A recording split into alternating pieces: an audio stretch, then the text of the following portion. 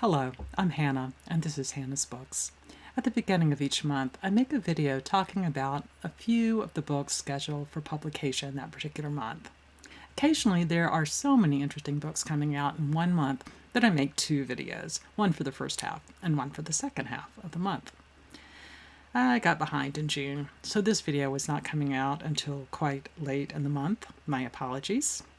Before I get started with my list, I will say that when I put these together, it's always a very personal and quirky list, full of titles that for whatever reason really sparked my own personal interest. In other words, this video is not the way to learn about some of the most popular books coming out this month. But let's get started. I'm going to try to be really quick today since I'm so behind and in fact have the July edition of this little series still on my to-do list.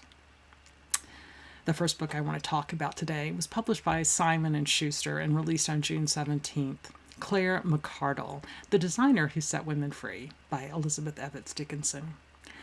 I really know absolutely nothing about high fashion, but I gather that many people who do are not necessarily familiar with Claire McCardell. Working soon after World War II, she created a clothing style that was really unlike the other designs popular of the day, the highly feminized styles created by designers like Christian Dior.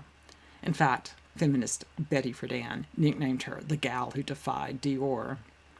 Instead of the corseted silhouettes of tiny waist and voluminous skirts and high heels, she designed ballet flats and mix and match separates. Her clothes included denim for women, zippers that even women who lived alone could fasten instead of asking their husbands to zip up the back. And best of all, pockets. Essentially, she was melding stylish high fashion with more affordable mass production, partly with the goal of, as the publicity sheet says very dramatically, expressing, quote, our right to choose how we dress and our right to choose how we live. Sounds like fun. Also on June 17th, from Amistad Press, came Toni at Random, the iconic writer's legendary editorship by Dana A. Williams. These days, when we hear the name Toni Morrison, we of course immediately think of her novels, like The Bluest Eye and Sula, Song of Solomon, Beloved, etc. Or maybe we think about her thoughtful essays. But Morrison was first known for her work as an editor rather than an author. And this book is an investigation into that work. The author uses extensive research, including a lot of interviews with Morrison herself, but also with authors who worked with Morrison, such as Toni Cade Bambara, Leon Forrest, and Lucille Clifton. She also influenced Angela Davis. The publicity sheet says that this book charts Morrison's editorial odyssey to essentially transform the American literary landscape. One more book that came out on the 17th, Joseph Smith, The Rise and Fall of an American Prophet by John G. Turner, published by Yale University Press. Those of you who have followed me for a while know that I am not religious, but feel connected with liberal Jewish traditions. I know very little about the Mormon faith, but I've long been fascinated with how the Mormons and the Church of Latter-day Saints are built on American history. In the 1820s, Smith published the Book of Mormon, a book that has much in common with the Jewish Bible and the standard Christian Bible, but also diverges in many ways. Smith stated that when he was 17 years old, he experienced a vision that told him where to find golden plates inscribed by ancient prophets who were part of a community that God had led from Jerusalem to the Americas 600 years before the beginning of Christianity. With the help of angels and other miraculous interventions, he said, he translated the plates into language that sounds somewhat similar to the King James Bible. The Book of Mormon definitely makes for fascinating reading, at least for this social historian who is most fascinated with the spread of a story that argued that God was active in the settlement and development of what much later came to be called the New World. Interestingly, Smith wasn't the first person to make a somewhat similar argument. In fact, in the very year that he claimed to have had his vision of the plates, A nearby Congregationalist minister released a book that argued that indigenous Americans were descendants of the lost tribes of Israel. Smith's story was a bit different, but the idea of connecting Israel to America is certainly there in both. I've gone off on a tangent to the biography that has just come out. Let me say up front that from what I've read so far, this new book, which is quite accessible to general readers, is nevertheless a truly academic book, published by an academic press. The author, a scholar who is not and never has been Mormon, has studied the faith for a long time in many dimensions. Fundamentally, he is writing from a compassionate and respectful perspective, but also one that does not treat the beliefs of Joseph Smith or the Mormons at large as if they were true. In other words, what the scholarly book is about is the story and the cultural historical context of the development of Mormonism. And it's a fascinating tale. A couple of days later, on June 19th, Cambridge University Press published Silence of the Gods, the untold story of Europe's last pagan peoples by Francis Young. This is another academic study of historical expressions of faith. Here again, we absolutely don't have a book accepting the practitioner's faith as true, but instead get a text that's trying to understand how people lived at the time. Here, Young, the author, is looking at the ways that people held on to paganism in various ways, even after the Grand Duchy of Lithuania's formal conversion to Christianity. That's the event that's often considered the death knell for pagan Europe. But Young argues that for at least 500 years, there were pockets of people who continued, at least to a degree, to hold on to some of their original practices. As the publicity sheet says, the different groups, quote, responded creatively to Christianity's challenge, but for centuries stopped short of embracing it. I've read very little of this book so far, but I will say that it seems like it's written in a slightly more academic style than the Joseph Smith biography I was just talking about, and the book also assumes readers know the basics of medieval Europe too. Still, the book is definitely readable for interested non-academics. And following the author's attempts to reconstruct a world that has all but disappeared using disparate sources is fascinating and even inspiring. Also from Cambridge University Press on the 19th came Sappho and Homer, a reparative reading by Melissa Mueller.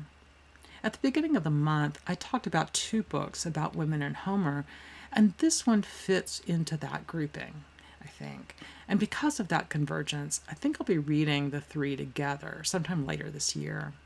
I gather that Mueller argues that Sappho was deeply immersed in the world of Homeric epic. Not only her characters intersect with those of Homer, but so do her themes and her use of language.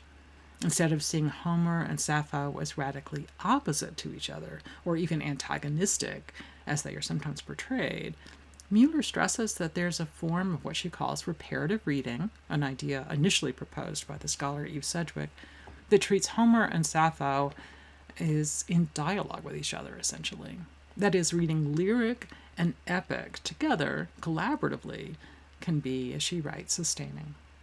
As I said, I've not read this book yet, but I'm both highly intrigued by this statement and also a bit baffled by what exactly all this yields. I promise to share with you what I discover. The next book I want to discuss is The Place of Tides by James Rebanks, which was released from Mariner Books on June 24th.